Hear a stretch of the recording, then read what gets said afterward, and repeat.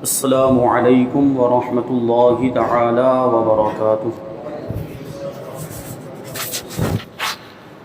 نحمده ونصلي ونسلم على رسوله الكريم، اما بعد فاعوذ باللہ من الشیطان الرجیم، بسم اللہ الرحمن الرحیم۔ ان اللہ وملائکته یصلون علی النبی یا ایہا الذین آمنوا صلوا علیہ وسلموا تسلیما۔ اللہم صل علی سیدنا ومولانا محمد معدن الجود والکرم وآلہ الکرام وابنہ الکریم وبارک وسلم صلاۃ وسلام علیک یا رسول اللہ صلی اللہ تعالی علیہ وسلم۔ عزیزان ملت اسلامیہ،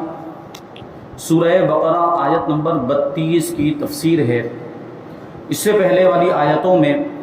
حضرت آدم علیہ السلام کو خلیفہ بنانے کا واقعہ بیان کیا گیا۔ فرشتوں نے اللہ تبارک و تعالیٰ کی بارگاہ میں حکمت معلوم کرنے کے لیے سوال کیا تھا کہ کیا تو ایسے کو اپنا خلیفہ بنائے گا جو زمین میں فساد پھیلائے گا اور خون ریزی کرے گا؟ تو اللہ تبارک و تعالیٰ نے ارشاد فرمایا کہ میں جو جانتا ہوں وہ تم نہیں جانتے۔ پھر اللہ تبارک و تعالیٰ نے حضرت آدم علیہ السلام کو تمام چیزوں کے نام سکھا دیے۔ پھر حضرت آدم علیہ السلام کو جو نام سکھائے تھے وہ فرشتوں پر پیش کیے گئے، اور فرشتوں سے یہ سوال کیا گیا۔ اللہ تبارک و تعالیٰ نے پوچھا کہ ان چیزوں کے نام بتا دو اگر تم اپنے دعوے میں سچے ہو۔ یعنی حضرت آدم علیہ السلام کے مقابلے میں خلیفہ بنائے جانے کے زیادہ حقدار اگر تم ہو اور تمہارا یہ دعویٰ سچا ہے تو ان چیزوں کے نام بتا دو، کیونکہ آدم کو تو ان ساری چیزوں کے نام معلوم ہیں۔ ان کو پوچھا جائے تو وہ تو بتا دیں گے، لیکن کیا تم بھی بتا سکتے ہو؟ تو اس کے جواب میں فرشتوں نے عرض کیا تھا جو اس آیت کریمہ کے اندر موجود ہے، قالوا سبحانک لا علم لنا الا ما علمتنا انک انت العلیم الحکیم۔ فرشتوں نے عرض کیا، اے اللہ تو پاک ہے، ہمیں تو صرف اتنا علم ہے جتنا تو نے ہمیں سکھا دیا، بے شک تو ہی علم والا ہے، حکمت والا ہے۔ یعنی کیا مطلب؟ فرشتوں نے اس بات کا اعتراف کیا کہ ان چیزوں کے نام ہمیں نہیں پتہ، ہمارے پاس اتنا ہی علم ہے جتنا علم تو نے ہمیں دیا ہے۔ تو یہ بات ظاہر ہو گئی کہ حضرت آدم علیہ السلام کا علم یہ فرشتوں کے علم سے زیادہ ہے۔ حضرت آدم علیہ السلام کے علمی فضل و کمال کو دیکھ کر فرشتوں نے بارگاہ الہی میں اپنے عجز کا اعتراف کیا، اپنی عاجزی کا اعتراف کیا کہ ہم نہیں بتا سکتے، اور اس بات کا اظہار کیا کہ ان کا سوال اعتراض کرنے کے لیے نہیں تھا بلکہ حکمت معلوم کرنے کے لیے تھا، اور اب انہیں انسان کی فضیلت اور اس کی پیدائش کی حکمت معلوم ہو گئی جس کو وہ پہلے نہیں جانتے تھے۔ تو اس آیت سے انسان کی شرافت، اس کا اشرف المخلوقات ہونا اور علم کی فضیلت ثابت ہوتی ہے، اور یہ بھی کہ اللہ تعالیٰ کی طرف تعلیم کی نسبت کرنا صحیح ہے، کیونکہ آیت کریمہ کے اندر یہ بات آئی کہ اللہ تبارک و تعالیٰ نے آدم کو ساری چیزوں کے نام سکھائے، تو سکھانے کی نسبت، تعلیم کی نسبت اللہ تبارک و تعالیٰ کی طرف کی گئی ہے،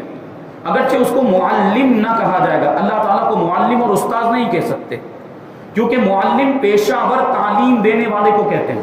معلم اور استاد اور ٹیچر جو پیشہ ور ہوتا ہے، یعنی جس نے سکھانے کو، تعلیم دینے کو اپنا پیشہ بنا لیا ہو، پروفیشن بنا لیا ہو، تو اس کو ہم عام طور پر استاذ یا معلم کہتے ہیں۔ اس لیے اللہ تبارک و تعالیٰ کی شان میں یہ لفظ استعمال نہیں کر سکتے۔ تعلیم کی نسبت اس کی طرف کی جا سکتی ہے، جیسے ہم جب حضور پاک صلی اللہ علیہ وسلم کا تذکرہ آتا ہے، حضور پاک صلی اللہ علیہ وسلم کے اسماء گرامی میں ایک نام ہے امی۔ امی کا ویسے آپ مطلب دیکھیں،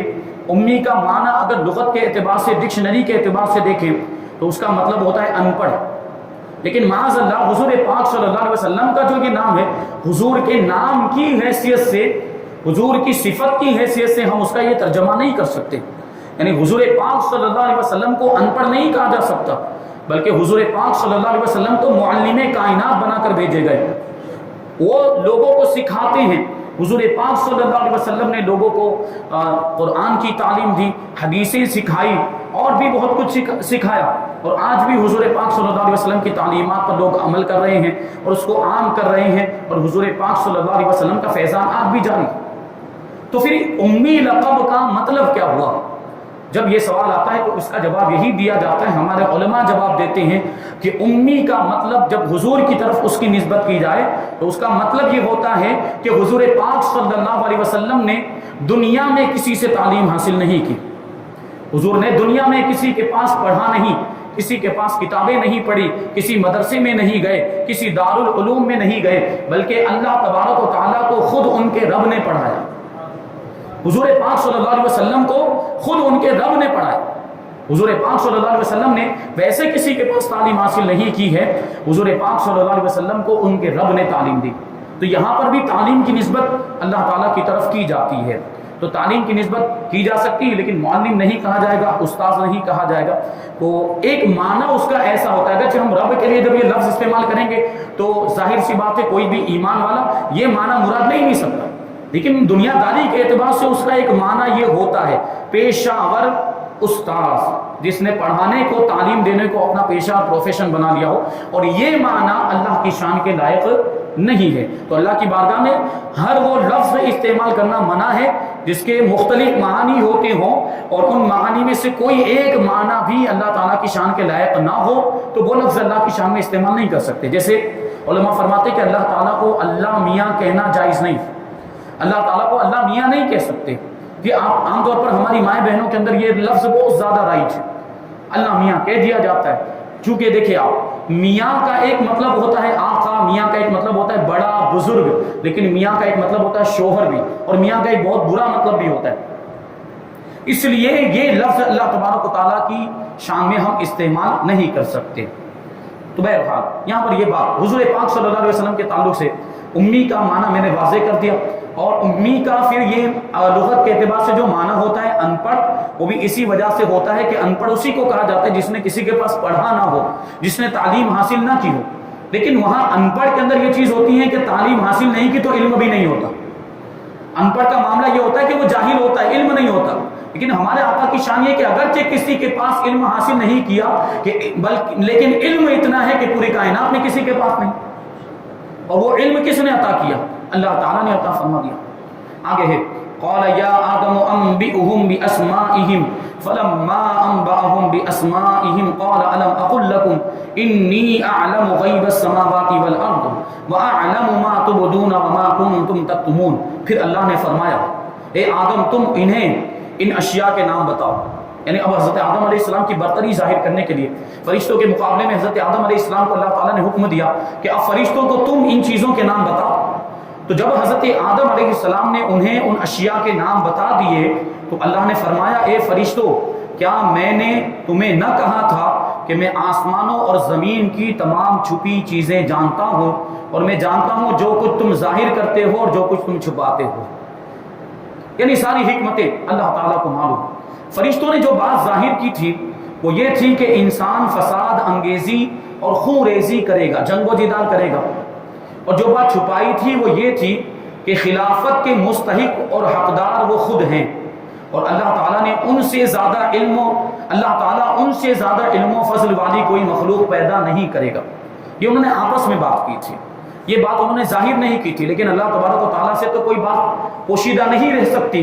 اللہ تعالیٰ ظاہر بات کو بھی جانتا ہے اور پوشیدہ بات کو بھی جانتا ہے۔ ہم جو بولتے ہیں اللہ تعالیٰ اس کو بھی جانتا ہے، اور جو ہم دل میں سوچتے ہیں اللہ تعالیٰ ہمارے خیالات کو بھی جانتا ہے،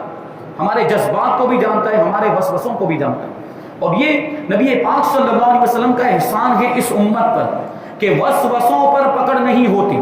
دل میں جو وسوسے آتے ہیں اس پر ہماری پکڑ نہیں، یعنی کیسا بھی برا وسوسہ آ جائے، معاذ اللہ کفر کے تعلق سے بھی اگر کوئی وسوسہ آ جائے، لیکن جب تک ہم زبان سے نہیں بولیں گے وہاں تک ہمارا مواخذہ نہیں، وہاں تک حکم نہیں لگے گا۔ یہ اس امت پر حضور کا احسان، جبکہ اگلی امتوں میں معاملہ یہ تھے کہ وسوسوں پر بھی ان کی پکڑ ہو جاتی تھی،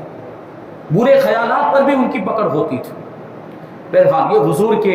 احسانات میں سے ایک احسان ہے۔ تو آیت سے یہ بھی معلوم ہوا کہ فرشتوں کے علوم و کمالات میں زیادتی ہوتی ہے، علوم میں اضافہ ہوتا ہے، کمالات میں اضافہ ہوتا ہے۔ کیوں؟ دیکھیں یہاں پر کیا بات بیان کی، کہ فرشتوں کو پہلے حضرت آدم علیہ السلام کے خلیفہ بنائے جانے کی حکمت معلوم نہیں تھی، بعد میں معلوم ہو گئی۔ جب معلوم ہوئی تو ان کے علم میں اضافہ ہوا کہ نہیں ہوا؟ علم میں اضافہ ہوا۔ تو اس کا مطلب یہ کہ فرشتوں کا علم محدود نہیں، مطلب اس میں اضافہ ہو سکتا ہے۔ اللہ تعالیٰ نے ان کو جو علم عطا فرما دیا، اس کے علاوہ دوسری چیزوں کا علم بھی ان کو حاصل ہو سکتا ہے اور کمالات بھی حاصل ہو سکتے ہیں۔ لیکن یہاں پر ایک بات ذہن میں رہے کہ پوری کائنات میں اصل مقصود، اگر کسی کو پیدا کرنا مقصود ہے تو وہ انسان ہے۔ اللہ تبارک و تعالیٰ نے پوری کائنات انسانوں کے لیے بنائی، اس لیے انسانوں کو کیا کہا جاتا ہے؟ اشرف المخلوقات۔ ساری مخلوق میں سب سے زیادہ شرافت والی اور سب سے زیادہ فضیلت والی کوئی مخلوق ہے تو وہ کون ہے؟ انسان ہے۔ انسان کو پیدا کرنا مقصد تھا تو دوسری مخلوقات کو پیدا کیا، اور دوسری مخلوقات کو انسان کے فائدے کے لیے ہی پیدا کیا، اور انسان ہی اصل مقصود ہے۔ تبھی تو اپنے محبوب کو اللہ تبارک و تعالیٰ نے انسانوں میں بھیجا ہے، انسانوں میں پیدا فرمایا۔ تو اس سے بھی تو ہمیں پتہ چلتا ہے کہ انسان یہ بہترین مخلوق ہے، کیونکہ سب سے بہترین کوئی مخلوق ہے تو وہ حضور پاک صلی اللہ علیہ وسلم کی ذات، وہ بھی انسانوں میں سے ہوئے، وہ بھی بشر تھے، کہ حضور کے بشر ہونے کا بھی انکار نہیں کیا جا سکتا اور حضور کے نور ہونے کا بھی انکار نہیں کیا جا سکتا۔ بہرحال فرشتوں کے علوم میں اضافہ ہو سکتا ہے۔ آگے آیت نمبر 34 اللہ تبارک و تعالیٰ ارشاد فرماتا ہے وَإِذْ قُلْنَا لِلْمَلَائِكَةِ اسْجُدُوا لِآدَمَ فَسَجَدُوا إِلَّا إِبْلِيسَ أَبَىٰ وَاسْتَكْبَرَ وَكَانَ مِنَ الْكَافِرِينَ۔ اور یاد کرو جب ہم نے فرشتوں کو حکم دیا کہ آدم کو سجدہ کرو تو ابلیس کے علاوہ سب نے سجدہ کیا، اس نے انکار کیا، یعنی ابلیس نے انکار کیا اور تکبر کیا اور کافر ہو گیا۔ دیکھیں ابلیس یہ سب سے پہلا شیطان، بعد میں جو شیطان ہوئے اس کے چیلے، اس کی اولاد، اس کی ذریت اس کو کہا جائے گا، اس کے چیلے اور اس کے لشکری۔ تو سب سے پہلا جو شیطان ہے اس کو ابلیس کہا جاتا ہے، جو سارے شیطانوں کا سردار ہے اور وہ انسانوں کا سب سے بڑا دشمن، کھلا ہوا دشمن ہے، کیونکہ اللہ تعالیٰ کی بارگاہ سے جب اس کو نکال دیا گیا تھا، آگے اس کا تذکرہ آئے گا، جب ہمیشہ کے لیے اس پر لعنت کر دی گئی، اس کو ملعون قرار دے دیا گیا، تو اس نے اللہ کی بارگاہ میں یہ معاذ اللہ چیلنج کیا تھا کہ میں سارے انسانوں کو گمراہ کر دوں گا اور سارے انسانوں کو میں جہنم میں لے کر جاؤں گا۔ یہ اس نے اللہ کی بارگاہ میں چیلنج کیا۔ لیکن جب حضور پاک صلی اللہ علیہ وسلم دنیا میں تشریف لائے اور انبیاء کرام کی جب ولادت ہوتی رہی تو شیطان غمگین ہوتا رہا، کیونکہ انبیاء کرام جب دنیا میں تشریف لاتے تھے تو انبیاء کرام کی شان یہ ہوتی کہ وہ لوگوں کی ہدایت اور رہنمائی کا فریضہ انجام دیتے، جو لوگ گمراہ ہو چکے تھے ان کو گمراہیت کے دلدل سے نکالتے تھے اور ایک اللہ کے در پر لا کر کھڑا کر دیتے تھے، کفر و شرک سے نکالتے تھے اور توحید سے آشنا کر دیتے تھے، یہ انبیاء کرام۔ تو ظاہر سی بات ہے یہ اس کا جو کام تھا اور اس کا جو سسٹم وہ فیل ہو جاتا تھا جب بھی کوئی نبی دنیا میں تشریف لاتے۔ لیکن اللہ کے رسول صلی اللہ علیہ وسلم جب دنیا میں تشریف لائے تو شیطان کو سب سے زیادہ تکلیف ہوئی۔ دیکھیں میلاد کا مہینہ ہے تو بات یہ بھی ہے کہ جب حضور پیدا ہوئے تو کائنات کا ذرہ ذرہ خوشیاں منا رہا تھا، کائنات کا ذرہ ذرہ، یہاں تک کہ ملائے اعلیٰ، صرف زمین والے نہیں بلکہ ملائے اعلیٰ کے مکین فرشتے بھی خوشیاں منا رہے تھے، فرشتے بھی درود و سلام کے تحفے پیش کر رہے تھے، آپس میں ایک دوسرے کو مبارکبادی پیش کر رہے تھے۔ لیکن ایک مخلوق، یوں کہہ لیجئے کہ شیطان جو تھا وہ صرف اکیلا یہ ناخوش تھا، یہی مردود تھا جس کو حضور کی تشریف آوری کی خوشی نہیں تھی۔ اور یہ کیا کر رہا تھا اس وقت جب حضور پاک صلی اللہ علیہ وسلم پیدا ہوئے تو چلا چلا کر رونے لگا، واویلا کرنے لگا اور پہاڑوں میں، گھاٹیوں میں اپنے منہ کو چھپاتا پھرتا تھا اور یہ کہتا تھا اپنے چیلوں سے کہ آج وہ پیدا ہو گئے کہ جن کے آنے کی وجہ سے اب کفر و شرک ختم ہو جائے گا، حضور پاک صلی اللہ علیہ وسلم کی آمد کی وجہ سے اب گناہ گاروں کے گناہوں کی بخشش ہو جائے گی، اب ظلم اور ستم کے دروازے بند ہو جائیں گے، تو ہمارا تو سارا معاملہ ہی ختم ہو جائے گا، ہمارا جو سسٹم ہے اور ہمارا جو نظام ہے وہ درہم برہم ہو جائے گا محمد صلی اللہ علیہ وسلم کے آ جانے کی وجہ سے۔ تو یہ ابلیس ہے، شیطان، اس کا کام ہی وہ ہے۔ اور یہ شیطان راندہ بارگاہ ہوا کیسے؟ سب سے پہلے یہ بات بھی ذہن میں رکھیں، ایک نبی کی شان میں اس نے گستاخی کی تھی، حضرت آدم علیہ السلام کی شان میں اس نے گستاخی کی۔ حضرت آدم علیہ السلام کو جب اللہ تبارک و تعالیٰ نے سجدہ کرنے کا حکم دیا تو ابلیس نے انکار کیا اور اس نے تکبر کیا، یعنی حضرت آدم علیہ السلام سے اپنے آپ کو بڑا سمجھا، دوسری آیتوں کے اندر یہ بات آئی ہے کہ اس نے اللہ کی بارگاہ میں یہ بات بھی کہی تھی کہ میں آدم سے بڑا ہوں، میں آدم سے بہتر ہوں، کہ تو نے آدم کو مٹی سے پیدا کیا ہے اور مجھے آگ سے پیدا کیا، اس لیے میں زیادہ بڑا ہوں، تو میں بڑا ہونے کے باوجود، میں بہتر ہونے کے باوجود مجھ سے جو کمتر ہے اس کو سجدہ کیوں کروں؟ ایک تو نبی کی شان میں گستاخی کی تھی، دوسرا یہ کہ اللہ کے حکم کی خلاف ورزی، اللہ تعالیٰ نے حکم دیا اس پر عمل نہیں کیا اور اللہ تبارک و تعالیٰ کے حکم کے خلاف اس نے کیا، تو اس کی وجہ سے بھی وہ کافر ہو گیا، اللہ کی ذات پر اعتراض کرنے کی وجہ سے، اور ایک نبی کی شان میں گستاخی کرنے کی وجہ سے بھی کافر ہو گیا۔ تو پتہ کیا چلا کہ نبی کی شان میں ادنا سی بھی گستاخی ہو تو گستاخی کرنے والا دائرہ ایمان سے باہر ہو جاتا ہے اور اسلام سے اس کا کوئی تعلق نہیں رہ جاتا، اگرچہ وہ مومن ہونے کا دعویٰ کرتا رہے، اگرچہ وہ مسلمان ہونے کا دعویٰ کرتا رہے، وہ نبی کی شان میں گستاخی کرنے کی وجہ سے مرتد ہو چکا، اسلام سے اس کا کوئی تعلق نہیں رہا۔ بہرحال یاد رکھیں ایک بات، ایک پوائنٹ اور ایک نقطہ ہے، یہ آیت کریمہ میں کیا فرمایا گیا؟ اور یاد کرو جب ہم نے فرشتوں کو حکم دیا۔ یہ یاد کرنے کی بات کس سے کہی جا رہی ہے؟ حضور پاک صلی اللہ علیہ وسلم سے کہی جا رہی، کیونکہ قرآن نازل ہوا حضور پاک صلی اللہ علیہ وسلم پر نازل ہوا۔ اب یاد کون کر سکتا ہے؟ جس نے وہ واقعہ اپنے سامنے ہوتے ہوئے دیکھا، جو واقعے کے ہوتے وقت، واردات کے ہوتے وقت وہاں پر موجود ہو، اسی سے تو ہم یہ بات کہیں گے۔ ابھی دنیا داری کے اعتبار سے ہم کسی سے کہے یاد کرنے بھائی وہ فلاں ٹائم پہ اپنے وہاں گئے تھے تو کیا ہوا تھا، کہتے کہ نہیں، وہ ساتھ میں ہوگا تبھی تو ہم اس کو کہیں گے، اس نے وہاں پر وہ واقعہ ہوتے ہوئے دیکھا ہوگا تبھی تو ہم کہیں گے یاد کر یاد کر۔ ابھی وہ تھا ہی نہیں تو اس کو کہنے کا کیا مطلب بھائی یاد کر؟ تو وہ کیا جواب دے گا؟ بھائی میں تو تھا ہی نہیں، مجھے کیا یاد دلا رہا ہے؟ ہوگا کہ یہ عام طور پر یہ کامن سینس کی بات ہے کہ یاد اس کو دلایا جاتا ہے جو واقعے کے وجود میں آنے کے وقت موجود ہو۔ حضور پاک صلی اللہ علیہ وسلم سے اللہ تبارک و تعالیٰ یہ ارشاد فرما رہا ہے کہ محبوب یاد کرو جب ہم نے فرشتوں کو حکم دیا کہ وہ آدم کو سجدہ کریں، تو اس سے پتہ کیا چلا کہ جب اللہ تبارک و تعالیٰ نے فرشتوں کو آدم کا سجدہ کرنے کا حکم دیا تھا اس وقت بھی ہمارے نبی موجود تھے۔ میلاد کی بات پھر آ گئی کہ اللہ تبارک و تعالیٰ نے سب سے پہلے ہمارے نبی کے نور کو پیدا کیا۔ اول ما خلق اللہ نوری، کہ سب سے پہلے اللہ تبارک و تعالیٰ نے جس چیز کو پیدا کیا وہ میرا نور ہے۔ حضور پاک صلی اللہ علیہ وسلم یہ حدیث نوری جو ہے وہ ہمارے ایمان و عقیدے والی حدیث، بڑی پیاری حدیث ہے جس میں وہ تفصیل کے ساتھ بتایا گیا ہے۔ حضرت جابر نے سوال کیا تھا کہ اللہ تعالیٰ نے سب سے پہلے کون سی چیز کو پیدا کیا؟ تو اللہ کے رسول صلی اللہ علیہ وسلم نے ارشاد فرمایا کہ اے جابر، اللہ تعالیٰ نے ساری چیزوں سے پہلے تیرے نبی کے نور کو اپنے نور سے پیدا کیا۔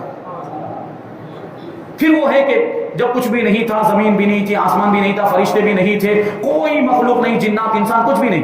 پھر اللہ تبارک و تعالیٰ نے اس نور کے 4 حصے کیے، تو ایک حصے سے یہ پیدا کیا، ایک حصے سے وہ پیدا کیا، ایک حصے سے وہ، پھر اس حصے کے 4 حصے، اس طرح ساری دوسری مخلوقات کا ذکر ہے۔ تو پتہ کیا چلا کہ یہ ساری مخلوقات حضور پاک صلی اللہ علیہ وسلم کے نور سے بنی۔ یہ دنیا جو وجود میں آئی یہ حضور پاک صلی اللہ علیہ وسلم کے نور کا صدقہ۔ حضور نہ ہوتے تو یہ دنیا ہی نہ ہوتی، یہ کائنات ہی نہ ہوتی۔ اس لیے تو ہمارے امام کہتے ہیں کہ وہ جو نہ تھے تو کچھ نہ تھا، وہ جو نہ ہوں تو کچھ نہ ہو، وہ جو نہ تھے تو کچھ نہ تھا، وہ جو نہ ہو تو کچھ نہ ہو، جان ہے وہ جہان کی، جان ہے تو جہان ہے۔ حضور پاک صلی اللہ علیہ وسلم کو سب سے پہلے، آپ کے نور کو سب سے پہلے پیدا کیا۔ اس لیے تو حضور پاک صلی اللہ علیہ وسلم کے صفاتی ناموں میں نام آتے ہیں اول بھی اور آخر بھی۔ حضور کو اول بھی کہا جاتا ہے، حضور کو آخر بھی کہا جاتا ہے۔ یہ کس اعتبار سے کہا جاتا ہے؟ کیونکہ حضور کا نور یہ سب سے پہلے پیدا ہو گیا، تو اس اعتبار سے حضور اول ہوئے، اور دنیا میں تشریف لانے کے اعتبار سے آپ آخری نبی ہیں، خاتم النبیین ہیں، کہ نبیوں میں سب سے آخر میں آپ دنیا میں تشریف لائے، تو اس اعتبار سے آپ آخر ہوئے۔ تو اول نبی بھی ہیں آپ اور آخر نبی بھی آپ ہیں۔ یہ حضور پاک صلی اللہ علیہ وسلم کی شان ہے۔ تو یہ نقطہ اور پوائنٹ، اللہ تعالیٰ نے حضرت آدم علیہ السلام کو تمام موجودات کا نمونہ اور عالم روحانی اور جسمانی کا مجموعہ بنایا، اور فرشتوں کے لیے حصول کمالات کا وسیلہ بنایا۔ یعنی حضرت آدم علیہ السلام کو سجدہ کریں گے تو ان کے مرتبوں میں اضافہ ہو جائے گا، یعنی فرشتوں کے مرتبوں میں بھی اضافہ ہو جائے گا۔ تو انہیں حکم فرمایا کہ حضرت آدم علیہ السلام کو سجدہ کریں، کیونکہ اس میں حضرت آدم علیہ السلام کی فضیلت کا اعتراف، یعنی حضرت آدم علیہ السلام کی فضیلت کو مان لینا، کیونکہ اس سے پہلے یہ بات ثابت ہو چکی تھی کہ آدم کو خلیفہ بنایا جا رہا ہے کیونکہ آدم فرشتوں سے افضل ہے، تو اب فرشتے حضرت آدم کو سجدہ کرتے تو یہ بات ثابت ہو جاتی اور اس کا اقرار ہو جاتا، اس کا اعتراف ہو جاتا کہ آدم ہم سے افضل ہے، اور فضیلت کا اعتراف اور اپنے مقولے، یعنی فرشتوں نے جو بات کہی تھی کہ اتجعل فیہا، یہ اس کی معذرت بھی تھی، یعنی بظاہر وہ نامناسب بات تھی کہ کیا تو ایسے کو خلیفہ بنائے گا جو زمین میں فساد پھیلائے گا، تو اس کی معذرت بھی اس میں ہو گئی۔ بہرحال تمام فرشتوں کو سجدہ کرنے کا حکم دیا گیا اور ملائکہ مقربین سمیت تمام فرشتوں نے سجدہ کیا، لیکن شیطان نے سجدہ کرنے سے انکار کر دیا اور تکبر کے طور پر وہ یہ سمجھتا رہا کہ وہ حضرت آدم علیہ السلام سے افضل ہے اور اس جیسے انتہائی عبادت گزار، وہ بہت بڑا عبادت گزار تھا، بہت بڑا پرہیزگار تھا، اس وقت فرشتوں کا استاد تھا، فرشتوں کو تعلیم دیا کرتا تھا، اس کو معلم ملائکہ کہا جاتا تھا، فرشتوں کو پڑھاتا تھا اور مقرب بارگاہ الہی تھا۔ تو اس نے یہ سوچا کہ میرے جیسے اتنے بڑے مرتبے والے کو سجدے کا حکم دینا یہ حکمت کے خلاف ہے، یعنی اللہ تعالیٰ حکم کس نے دیا تھا؟ اللہ تعالیٰ نے حکم دیا تھا، اور اللہ تعالیٰ کے اس حکم کے بارے میں کہہ رہا ہے کہ یہ حکم حکمت کے خلاف ہے، جبکہ وہ حکم حکیم کا ہے، سب سے بڑے حکمت والے پروردگار کا حکم ہے، اس حکم کو شیطان مردود کہتا ہے کہ یہ حکم حکمت کے خلاف ہے، کافر ہو گیا، وہیں پر کافر ہو گیا تھا، اور اپنے اس باطل عقیدے حکم الہی سے انکار اور تعظیم نبی سے تکبر کی وجہ سے وہ کافر ہو گیا۔ حضرت آدم علیہ السلام اور ابلیس کا واقعہ قرآن پاک کی 7 سورتوں کے اندر بیان کیا گیا ہے۔